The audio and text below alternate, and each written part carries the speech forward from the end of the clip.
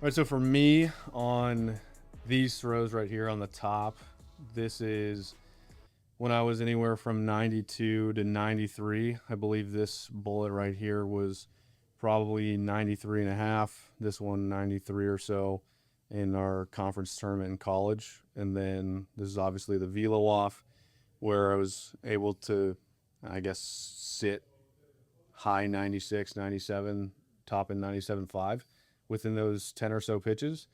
And the main difference for me, I mentioned it earlier, is just getting rotation and extension to happen at the right time.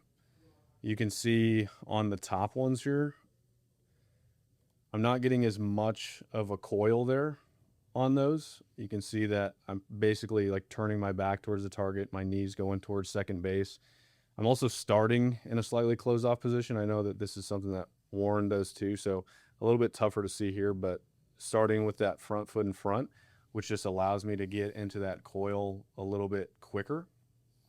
So right here, and then obviously trying to delay extension and rotation. So if I'm turned the opposite direction, that gives me that ability to stay back a little bit longer. You can see the difference between this one right here and this one. I'm in a much more flex position. I'm still over the rubber quite a bit as my lead leg extends forward. And on this one, pretty close as far as that starting position, but just not as extreme in that position. If I take a look at the right side, obviously a little bit tougher to see because of the camera angle here, but as I go down, you can just see how much depth I'm getting. That was one of those unlocks that I found as a player, was that if I was able to get into the mound, for me personally, get a little bit more flexion and weight into the ground, that allowed me to put some more force into the ball. So then as I go to rotate, I've just delayed that rotation like I talked about. So at front foot plant, I've got to show the other angle actually. This is probably a better one on the bottom left here, but like this is me at landing, so there's just that big window behind the head because I've been able to delay that rotation pretty well. And so then as I continue to go through, that rotation is just more on time. This one is a good example of that. As you can see, I'm pulling through with the arm. This is just really in sync as far as getting into peak layback at the right time, block happening at the right time.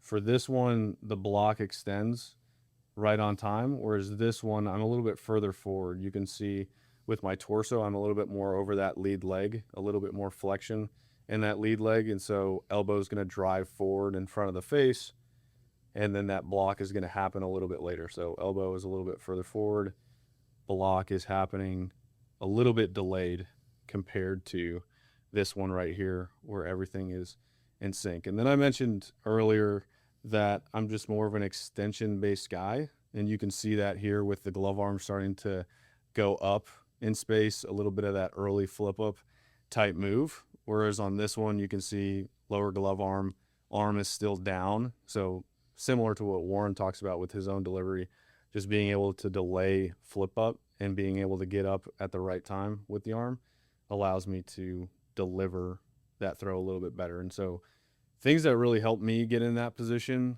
were softball throws, just a little bit heavier of a weighted implement that allowed me to feel out what it's like to pull with my pec a little bit more.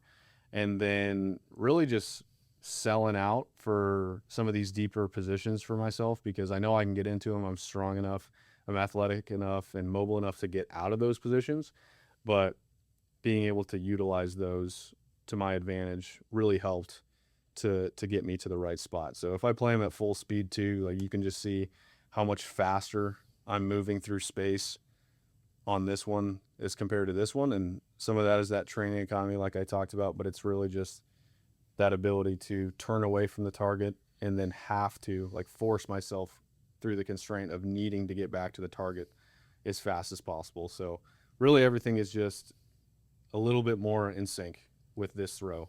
The extension happens later, the rotation happens later, the direction's a little bit better. So with all those things coming together, that allowed me to throw a little bit harder. 97 was pretty cool. That's all I'll say. It was pretty cool. Pretty cool. Yeah.